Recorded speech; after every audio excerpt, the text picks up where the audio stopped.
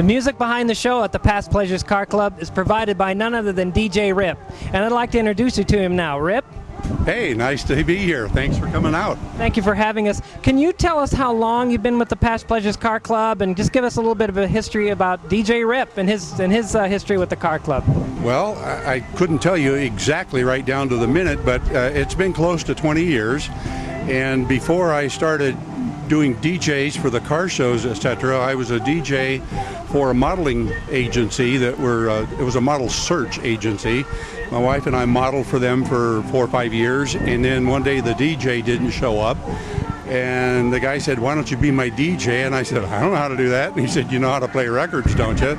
So I said, "Well, yeah, okay." So I started playing, and one thing led to another. One evening on the way home from a fashion show, I passed by a show with cars out front, these nice classic cars. So loving the cars, I jumped out and went out and started talking, and one thing led to another, and I talked to the guy that was the honcho of the show, and I said, "You know what you need is some good 50s music out here to go with the cars." And he said, "Yeah, that'd be kind of cool." I said, "Tell you what," and I'd been collecting some of the 50s music just for my own self that had nothing to do with my modeling thing. So I'd like to ask you, over your 20 years, how much growth have you seen with the club? Well, we started, like I said, with 5 members. We are now, as of last Wednesday, 62 families in the club. And yeah, and we don't really talk about individual members. We talk about families. We have 62 families in the club. Some of the guys are single guys, but the most of them are family guys. So, that's great. And that's what we try to make our show. Many years ago, I realized the little kids out here, Mom and Dad were having a good time, but the kids didn't have much to do. So I bought some bubble gum, and we had a bubble gum contest. And then I bought some hula hoops, and we had a hula hoop. Now we've got a limbo contest and a fan belt toss. And we have people that actually come to this show just so their kids can participate in this. They don't even bring classic cars. They don't own classic cars. Right. They come out for family night. Just for the fun of it. Yeah. Well, actually, towards the end of the show, we'd like to stop by, and we're going to film some of the contests that go on, and Absolutely. we're going to see the kids having a great time. Well, DJ Rip, thanks so much. And it was actually because of him that I found out about this show, so I wanted to make sure to stop by and see him. We're going to see him again at the end of the show. But again, thanks so much for taking time to talk to us. Appreciate your being here. Thank you. All right.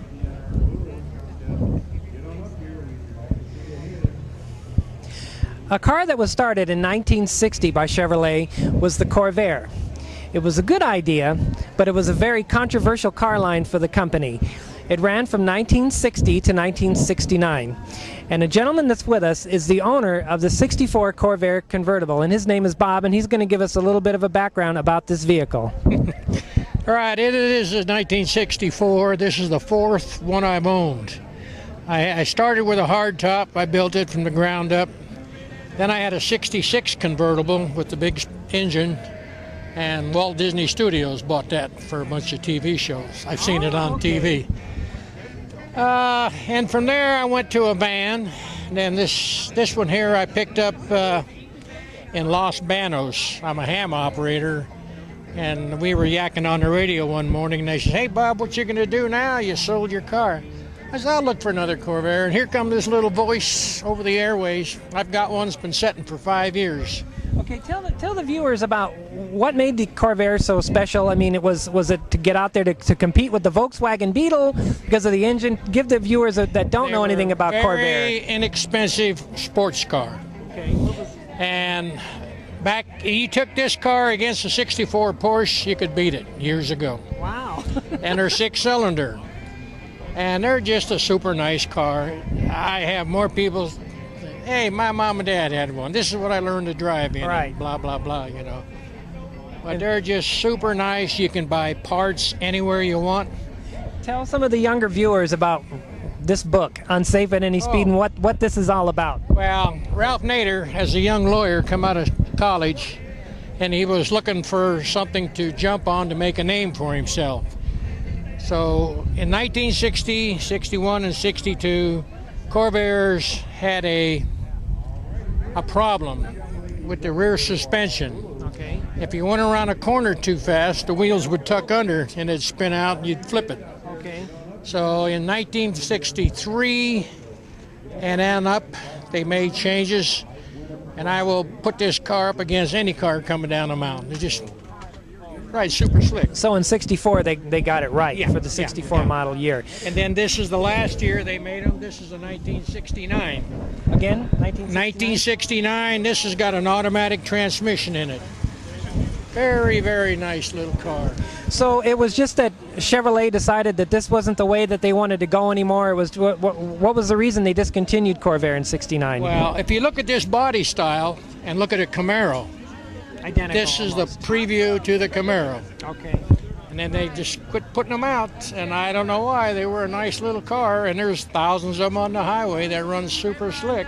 Well, I remember when my sister got her license at 16, my father won a 1961 Corvair in a poker game and paid $35 for that car, and that was my sister's first car. Yeah, and she drove the heck out of it. That's so great. That's great. Yeah. Well, Bob, thanks so much for talking you're with us. welcome. And you guys have a good time. We If you will. need more information, come on back. Thank you so much. My heart is happy because Camaro was one of my favorite Chevrolets. This particular model is a 1969 Chevrolet Camaro Supersport. And during the 1960s, Screen Gems television shows were often sponsored by Chevrolet. And Chevrolet would use a lot of their new vehicles in particular programs. For instance, this particular car was used on the Bewitched television show. Either Dick Sargent or Elizabeth Montgomery would be driving up and down the street in Morning Glory Circle so that you could get a view of their new beautiful Camaro. So it was so beautiful, I had to showcase this vehicle to you, and here it is, the '69 Camaro Supersport. Well, we've had a wonderful visit here with the Past Pleasures Car Club. And again, we'd like to thank everybody who took time to talk to us and showcase the vehicles, and to DJ Rip for giving us his history with the club. But I wanted to wrap up the show with the president, Ron Van Arsdale, and I wanted to say thank you for having us and for opening up the show to us. And we'd like to give you a chance to invite the viewers to come down. So go ahead and do that. Well, we'd love to have everybody. If you have a car that you're proud of, if you just like old cars, the classics, we'd love to have you come down here. It's a lot of fun, good music, a lot of nice people. You can get a lot of good stories from all the people that have worked hard and are very proud of their vehicles. We're right here at the corner of Yucaipa Boulevard in Oak Glen, the first Friday of each month, April through November, from 6 p.m. to 9 p.m. Well, there you go. From Yucaipa, California, I'm at the Past Pleasures Car Club, and again, we've had a wonderful evening. Thank you so much for watching. We'll see you again next time on Life in SoCal. Well, there it is, our pilot episode, and we sure hope you've enjoyed watching it. But there's so much more about life in SoCal to discover, and we sure hope you'll join us on future shows as we discover more of life in SoCal. I'm John Shollenberger. Thank you for watching. Thank you.